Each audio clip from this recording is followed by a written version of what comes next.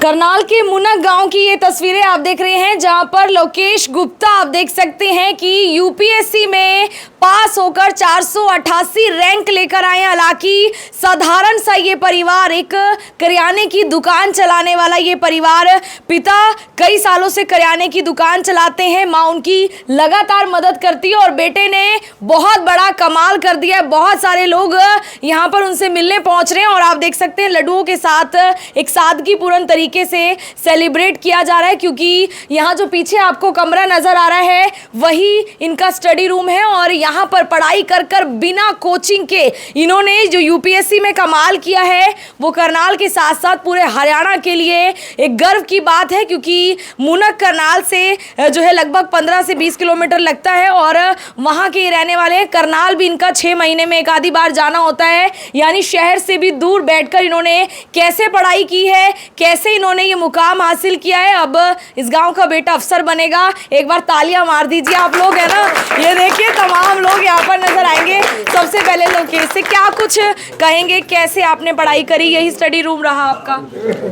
हाँ मैम, ये मेरा 4th अटैम्प्ट था सिविल सर्विसेज में। 488 रैंक मेरा इस बार आया है सिविल सर्विसेज 2025 एग्ज़ाम में। यह लगातार लगी रही है। सभी को यही कहूँगा, एक ना एक दिन हर कोई सफल हो जाता है, चाहे वो सिविल सर्विसेज हो या कोई भी एग्ज़ाम। कैसे जो है आपने सोचा था ये करने का, वो बता दीजिए एक बार। ये आइडिया ग्रेजुएशन के समय था, उस समय कोई गाइडेंस नहीं मिली। धीरे धीरे 2019 में मैं किताबें लेके आया था, फिर उसके बाद 20 से ही कुछ तैयारी शुरू कर दी थी, लेकिन 2022 से एग्जैक्ट मैंने प्रिपरेशन शुरू करी थी और 2022 का मेरा फर्स्ट अटैम्प्ट था। ये सच है कि आपने कहीं किसी बड़े इंस्टीट्यूट से कोचिंग नहीं ली?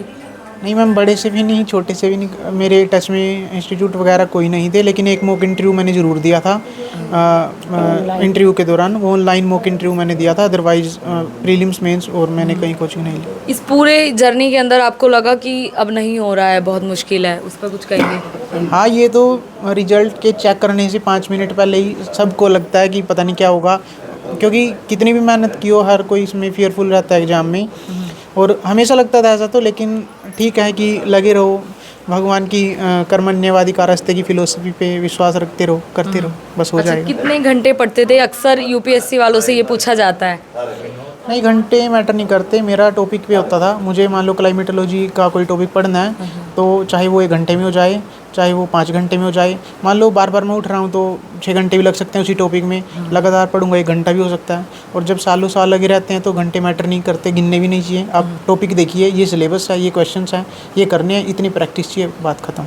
माता पिता ने जो है दुकान चलाकर आपको पढ़ाया, क्या मान रहे हैं, कितना इनका योगदान रहा है इसमें? योगदान इनका ही है। हाँ, मेरा तो मैं मानता हूँ कि 5% योगदान है। 95% जो है आसपास के लोगों का, माता पिता का ही है, क्योंकि ये फाइनेंशियल बैकबोन रहे हैं, अदरवाइज़ मैं नहीं कर पाता। और फाइनेंशियल इनसिक्योरिटी मुझे फील तो होती थी, हर समय प्रेशर रहता था, लेकिन इन्होंने वो आने नहीं दिया। हमेशा ही कहा कि करते रहो, आप करोगे। मतलब पढ़ने दिया आपको, जो करना है कर कीजिए। हाँ, मेरा ये नहीं था कि यूपीएससी करो। चाहे मम्मी का तो ये था दुकान कर ले, कोई बात नहीं, कुछ भी कर, तू कुछ भी कर, चाहे कितना छोटे बड़े की बात नहीं, कुछ भी कर, तेरे मन का जो होना चाहिए वो कर बस। तो इनका कभी कोई प्रेशर नहीं रहा कि तू एग्ज़ाम भी दे, मत दे, दुकान कर ले, तो कुछ भी कर। तो यही वजह थी, ठीक, मैं कर पाए और आगे भी करूँ। लोगों को जो आपके जैसे अभी भी एग्ज़ाम दे रहे हैं, पढ़ना चाह रहे हैं, तो क्या उनके लिए मैसेज छोड़ेंगे?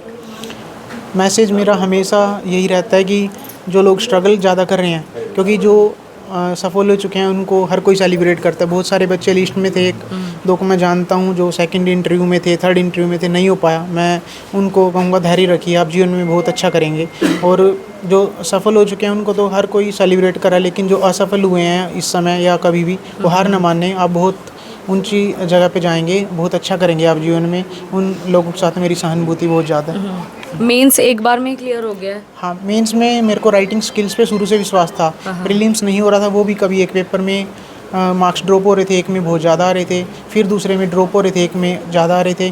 तो 3 बार प्रीलिम्स नहीं हुआ, 4 टाइम में 3 स्टेजेस क्लियर हो गई हैं। हाँ जी, बिल्कुल। देखिए मदर मेरे साथ है, मैं सीधा उनसे भी जानकारी लूँगी।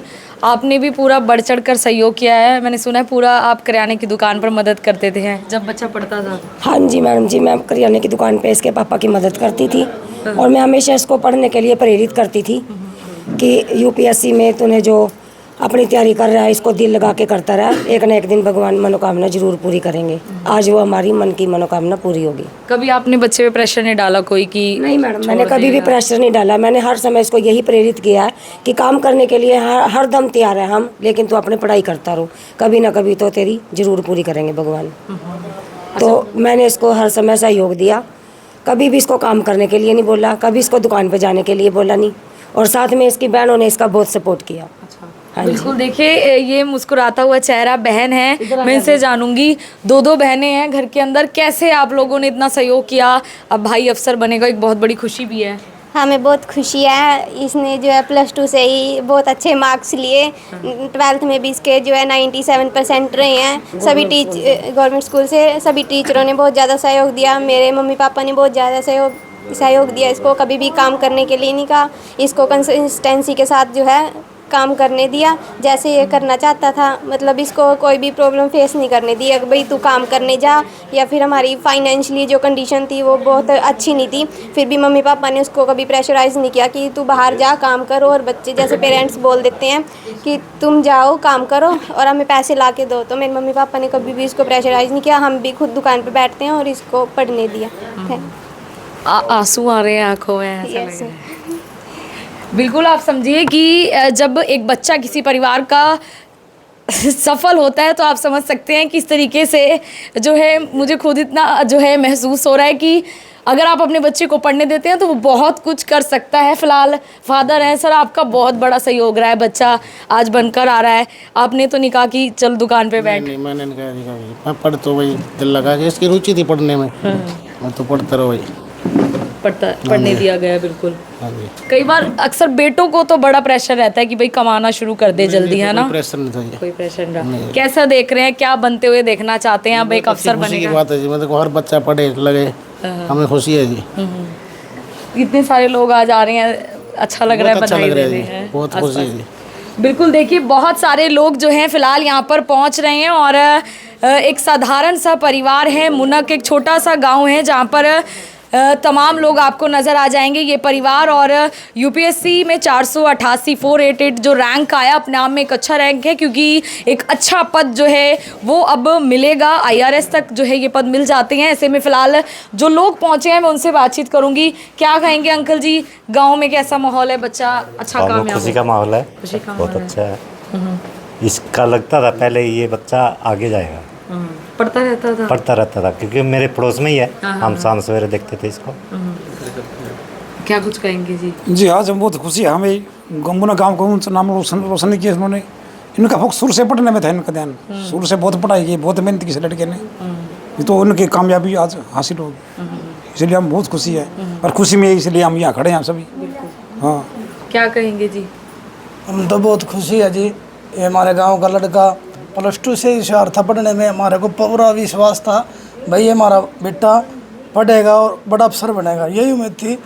2-3 महीने से 2-4 सालों का सभी को बच्चे के जुबान पर, हर गांव के नागरिक पे इसका फोकस था भाई ये बच्चा पढ़ने में। राजेश, इसके पिताजी का नाम राजेश है और हमारे ताऊजी हैं ओम प्रकाश जी, इसके पोते हैं, और ये बड़ी खुशी की बात है इस परिवार के लिए। और मैं भी गांव में पहलवान हूँ जी, इसी गांव का, तो मेरे को तुरंत पता चला, मैं जब भी दौड़ता आया भाई हमारा बेटा आज IPS बन गया, बड़ी खुशी की बात है। मैं दोबारा ताड़ी मारने के लिए बहुत खुशी है। बिल्कुल, देखिए पहलवान जी हैं गांव मुनक से और उनको बहुत खुशी है। सबको आप देख सकते हैं किस तरीके से खुशी नजर आ जाएगी। हालांकि हर कोई अपनी तरह से जो है सफल होना चाहता है, लेकिन एक सफलता ऐसी भी होती है कि जब आप बहुत मजबूरी में भी पढ़कर बाहर निकलते हैं। क्या कहेंगे, आपके परिवार से हैं, कैसा माहौल है? आज लोग आ रहे हैं, अच्छा लग रहा है बहुत। बिल्कुल बिल्कुल, सबसे पहले आरती आपका बहुत बहुत स्वागत है। दूसरा ये है कि यूपीएससी तो क्लियर की है इसने, बट अगले की मेहनत और लगन, इस जो वो बोल रहा है उससे आप समझिए कि वो ये कह रहा है कि मैं दोबारा अटैम्प्ट देके IAS में फर्स्ट रैंक ला के दिखाऊँगा। उसकी मेहनत का अंदाज़ा आप यहाँ से लगाइए कि उसने किस तरह की मेहनत की है। और वो आज 488 रैंक, वो एक सिविल सर्विस के लिए होगा, हमारी डिस्ट्रिक्ट हमारे गाँव के लिए फर्स्ट रैंक पे आया बच्चा। सबसे खुशी की बात यह है कि हमारे मुनक का नाम पूरे इंडिया में रोशन हुआ है, ना कि करनाल में, ना कि हरियाणा में। सबसे मेन बात ये है। और एक साधारण परिवार है, बिल्कुल ही आर्थिक रूप से बिल्कुल ही ऐसी स्थिति नहीं थी कि बच्चा कोचिंग सेंटरों में पढ़ाई करे, या कोचिंग सेंटर से लेके जैसे बच्चे जाते हैं कोटा में, दिल्ली में, इन वहाँ तक का सिस्टम नहीं था। उसके बावजूद भी जितनी भी पढ़ाई करी, यहाँ तक कि लैपटॉप भी बच्चे ने अपने बाय लोन ले रखे हैं, वहाँ तक इतनी आर्थिक स्थिति में होने के बावजूद भी बच्चे ने यूपीएससी क्लियर की है। सबसे बड़ी बात यह है, और औरों के लिए एक एग्जाम्पल सेट किया है कि सरकारी स्कूल से पढ़ के और आर्थिक स्थिति ऐसे होते हुए भी हम इतने बड़े मुकाम पे पहुँच सकते हैं। बिल्कुल, देखिए इस वीडियो को आपने ज़्यादा से ज़्यादा शेयर करना है।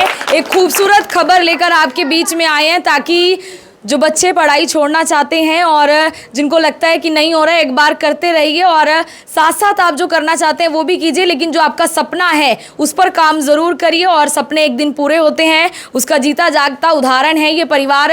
ये कमरा है, अगर मैं आपको छोटा सा इस तरफ दिखाऊं, यहाँ पर आपको नज़र आ जाएगा मैप आदि जो है वो लगे हुए हैं। ये स्टडी टेबल है और स्टडी टेबल आप देख सकते हैं किस तरीके से है, किस तरीके की मेहनत उन्होंने की है। छोटे छोटे से जो नोट्स हैं वो यहाँ पर लगाए हुए हैं, कुछ मौलिक बातें जो हमें अपने जीवन में रखनी चाहिए उस तरीके के भी, यानी कि पूरी डिसिप्लिन के साथ जो है पढ़ाई की है। लवकेश गुप्ता ने मुनक गांव के रहने वाले हैं और ये पूरा टेबल है जहां पर वो पढ़ते थे। फिलहाल कामयाब हुए और एक अच्छा मुकाम जो है उन्हें हासिल हुआ है। चलिए इस वीडियो को आप शेयर कर दीजिए और सभी लोग यहाँ पर बधाई दे रहे हैं तो आप कमेंट सेक्शन में बधाई ज़रूर दीजिए। मैं आरती से हो गया मनगोड़ के साथ जनता ब्रेकिंग न्यूज़।